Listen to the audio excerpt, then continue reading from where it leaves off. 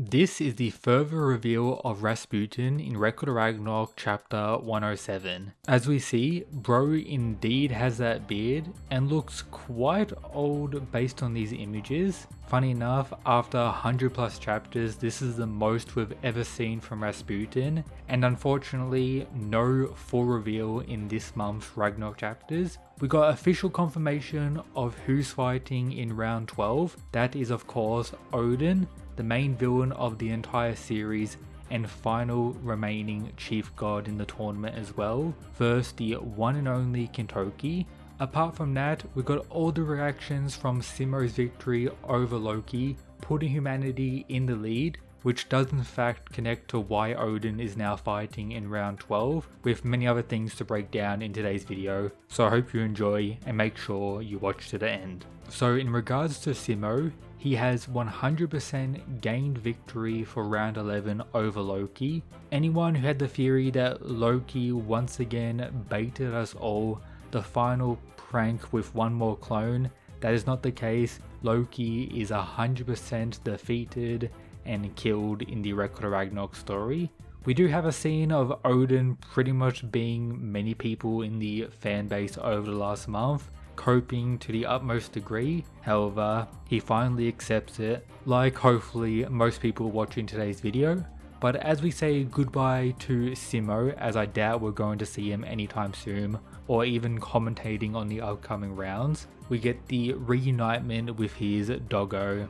Goated stuff, perfect outcome for many people. Simo's stocks were at the highest point when he was introduced, and bro maintained all that greatness throughout the entire fight, so much respect, a certified GOAT in the Record of Ragnarok story. We do spend a good chunk of chapter 106 of Jack the Ripper explaining the final moments during that battle, how the forests of Finland and Simo's familiarity with them enhance aspects of why he was able to gain victory, noticing the bird, thinking it's a clone, and of course all the aspects of his atonement, which allowed him to realize that was Loki within the Hercules in the final moment. We get some praise from characters like Apollo for the fight, and even the likes of Thor seeming sad for the defeat of Loki. Further characterization which is good. Then of course Brunhilda crying for Loki, but also noting that he won't apologize and seems to be aware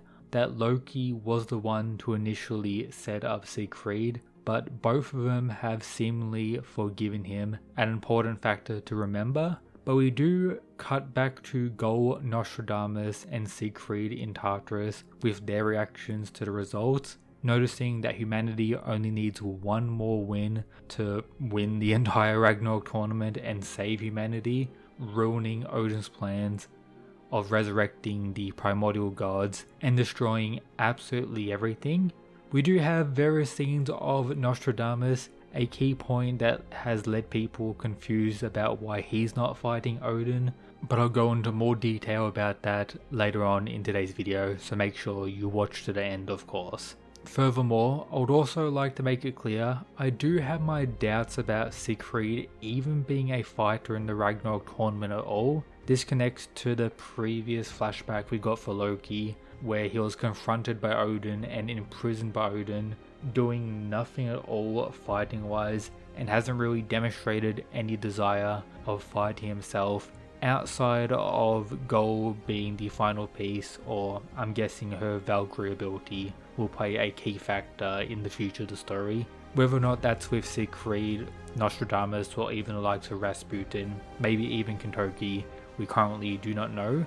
But following Brunhilda crying for Loki, she exits her room and gets confronted by the one and only Odin, who's absolutely crashing out and questions her about what her goal is, how it's not just to save humanity and save Siegfried, it's also to kill Odin, resulting in something I didn't really expect but makes sense for the most part. Odin pretty much reveals his entire plan, how he's the main villain of the entire Ragnarok story, not just to humanity and the Valkyries, but to the gods as well. He wants to destroy everything.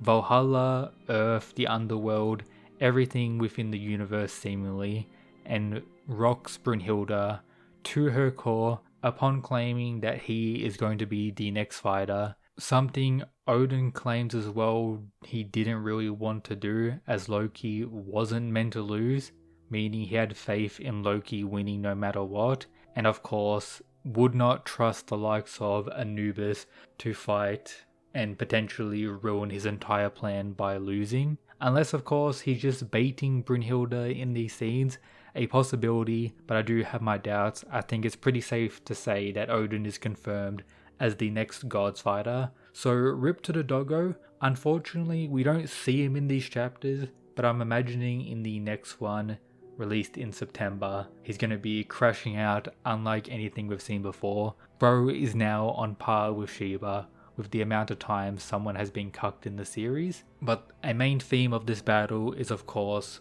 Odin's madness versus Brunhilda's desire, and as such Brunhilda looks at the remaining human fighters, Nostradamus, Kintoki, and of course Rasputin, with these further and subtle reveals, but still no full reveal. Tough times, but at least confirmation that bro isn't a femboy, and likely quite old based on the beard looking aged, and I guess similar to his common depiction in the real world as well. Something I guess is for the best, but no new information about Rasputin, and Nostradamus, the most commonly predicted matchup for Odin, was not chosen. This time it was Kintoki, and Brunhilda even says, "It's finally here. I'm leaving it to you. I decided it'll be you since the beginning. To defeat the supreme god of the Norse pantheon, it can only be you, Kintoki."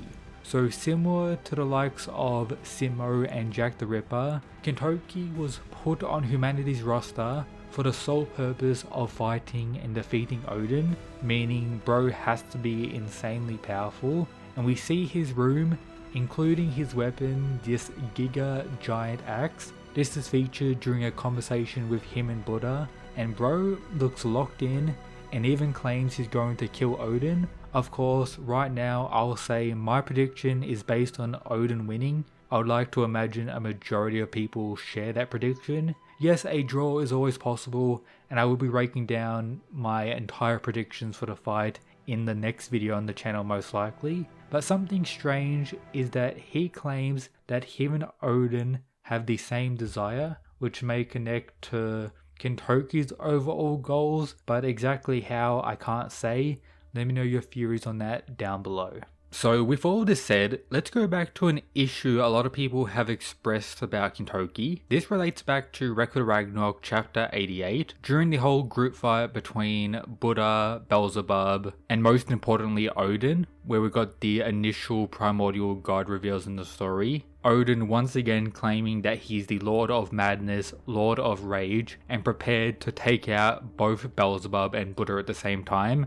A pretty impressive showing. However, he was then stopped by Thor, who pulled up, did a monologue about the brave warriors who have participated in the Ragnarok tournament so far, and pretty much stops Odin from continuing the fight. Very impressive for him. But that doesn't completely stop what's going on, as Beelzebub is still raging out, preparing to attack, resulting in both Adamas and Kintoki to pull up. At first, Kintoki says, "Huh? Having a scrap, Buddha bro?" Then we see a scene of Kintoki and Odin directly looking at one another while Adamas tries to calm down Beelzebub. This scene I've shown in the video already and many of you know very well, perhaps the foreshadowing that we're going to get this fight, relating to the issue people have in the very next panel. So let me read. We learn here that Kintoki didn't actually know that was Odin he was staring at, with Buddha revealing to him that he told Odin that Kintoki was looking throughout Tartarus, relating back to Kintoki's introduction, where Buddha told him to look into the one known as Siegfried. So going into it, Kintoki has no information about Odin back in chapter 88, but then he reveals what he found out about Siegfried and his imprisonment in Tartarus.